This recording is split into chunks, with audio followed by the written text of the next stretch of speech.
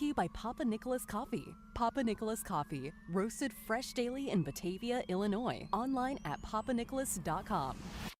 Listen to AM 560 The Answer online at 560theanswer.com, on the AM 560 mobile app, on your Alexa-powered smart speaker, and on TuneIn, iHeart, and on Odyssey. Now, from the Signature Bank Studios, this is Chicago's Morning Answer with Dan Proft and Amy Jacobson. Insert Democrat socialist here. Runs the Democratic House floor for 30 plus years running. He's promising this and he's stealing that. Where can you get that kind of money? He's using your house like his own piggy bank.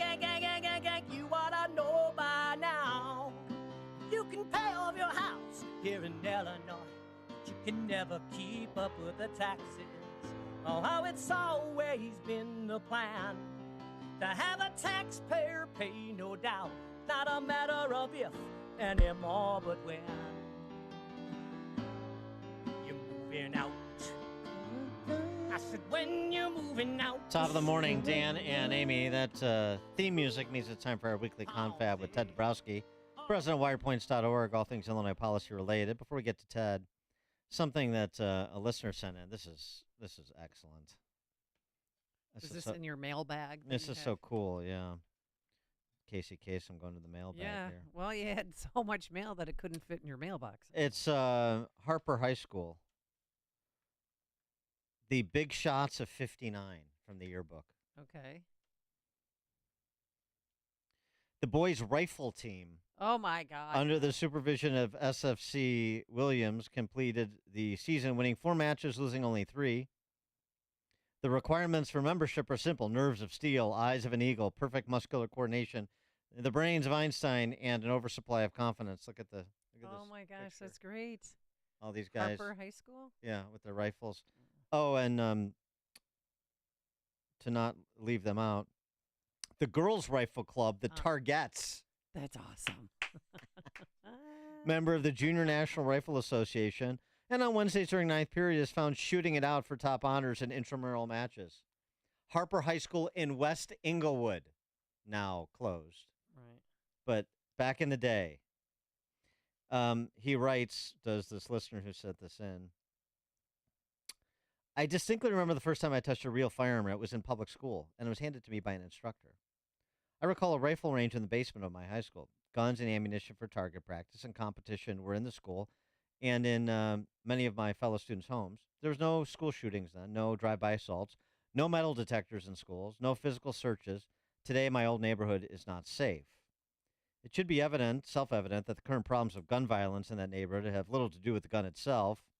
The problem is more likely related to the type of contemporary culture that produces far too many socially dysfunctional individuals who are prone to exhibit sociopathic behavior, devoid of moral balance, devoid of a sense of shame, devoid of any value for human life.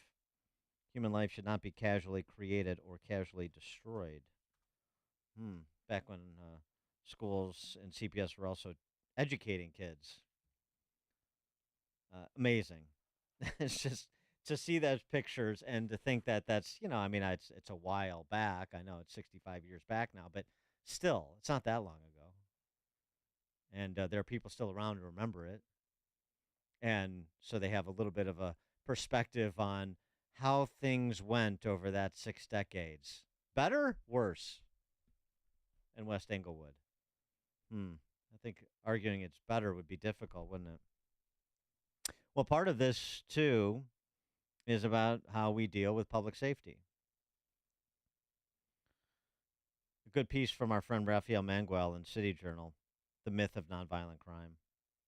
2 ubiquitous phrases in debates about policing and criminal justice policy: nonviolent crime, nonviolent offender. Are these categorizations really useful? The best test whether an offense or offender is truly nonviolent is to intervene and try to put a stop to a so-called low-level offense. See what reaction you get. 5 days ago, after sustaining serious injuries, a San Francisco store clerk named Johannes Teweldy died, beaten with a baseball bat by a man whom he tried to stop from stealing beer from his store.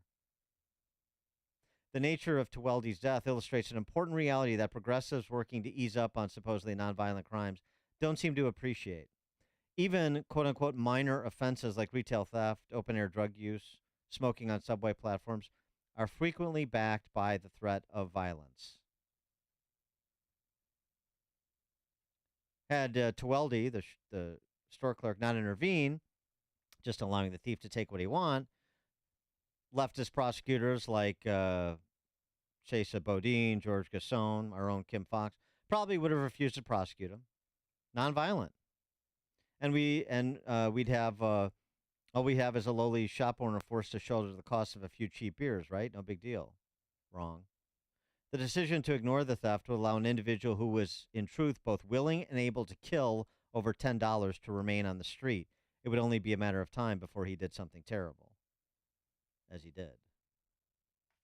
The myth of nonviolent offenses, the way we talk about crime. Ted Dabrowski, thanks for joining us as always. Appreciate it. Good morning, Dan. Good morning, Amy.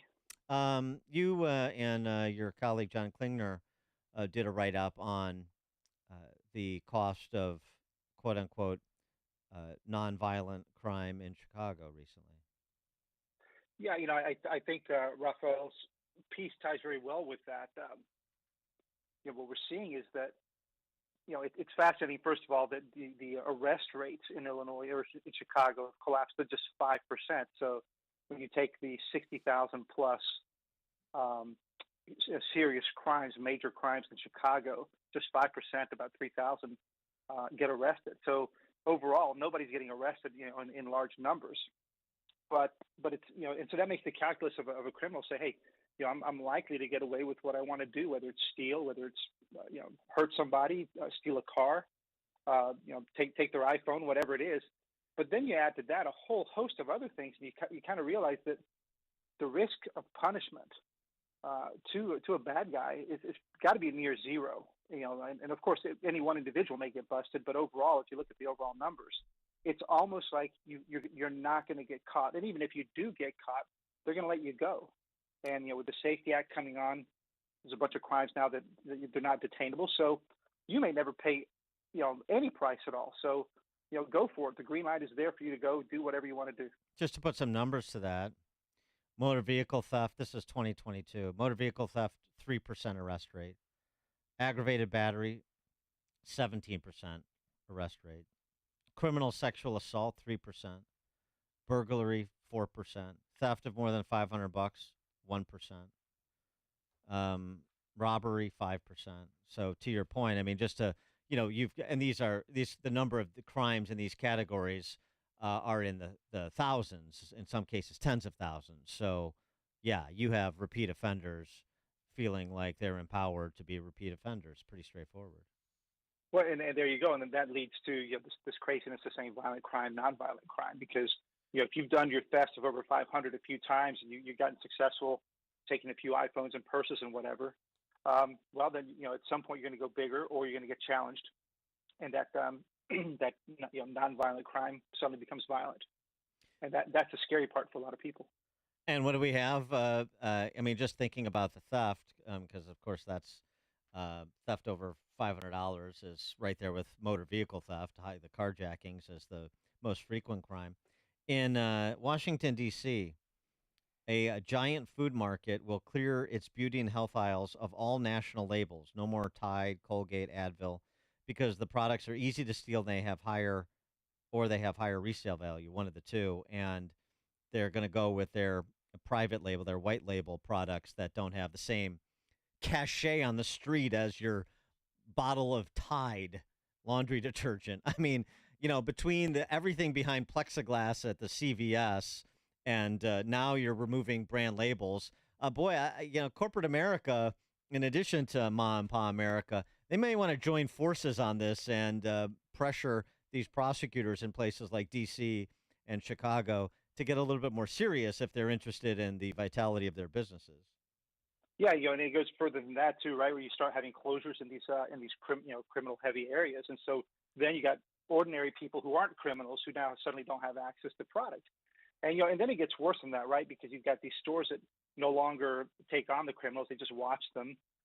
They may report it, they may not, and so we've seen a huge number of crimes, and the Bureau of Justice Statistics says nationally about 41% of violent crimes don't get reported, and 32% of household property crimes don't get reported. So, the thing is that the arrest rate's even lower when you consider that many of the crimes aren't reported.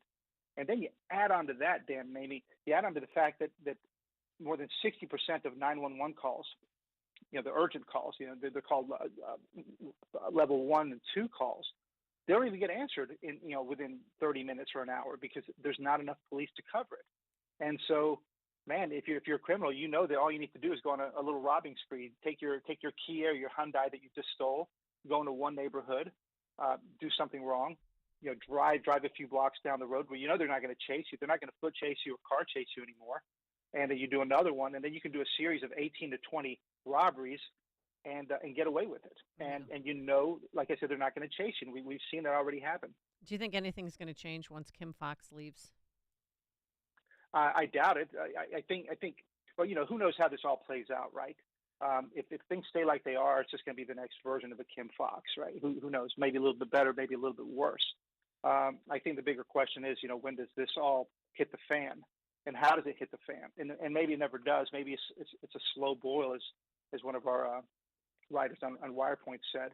It's such a slow boil, and it's too late. So it's hard to tell what happens.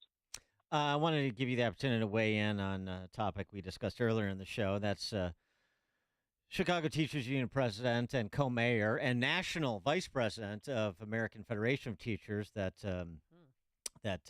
ghastly, shrew-looking woman's union, Randy Weingarten, American Federation of Teachers.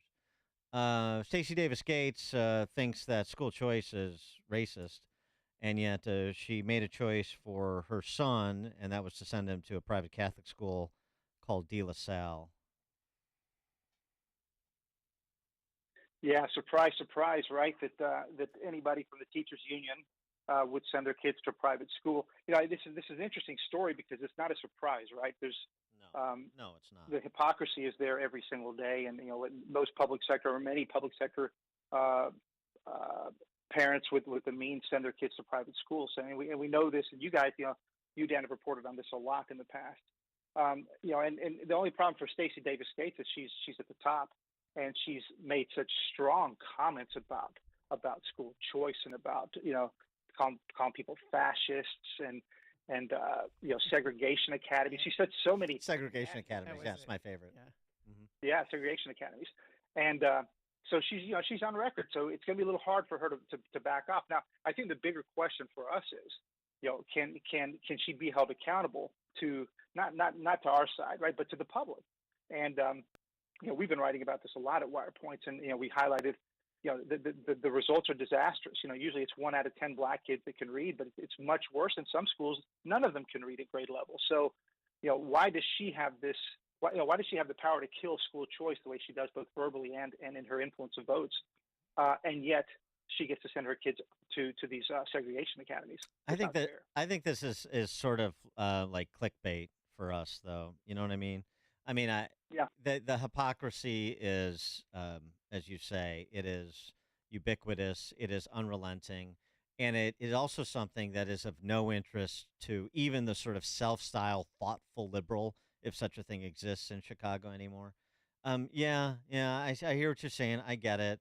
I suppose that's wrong, or that's not right, or she's doing the best she can it's for her money. It's her money. It's her money. She's making the best choice for her kid. Maybe if the government schools weren't underfunded, you're going to hear that one, then so on and so forth. So they've got all these ready-made excuses that they can use to sort of brush these things aside.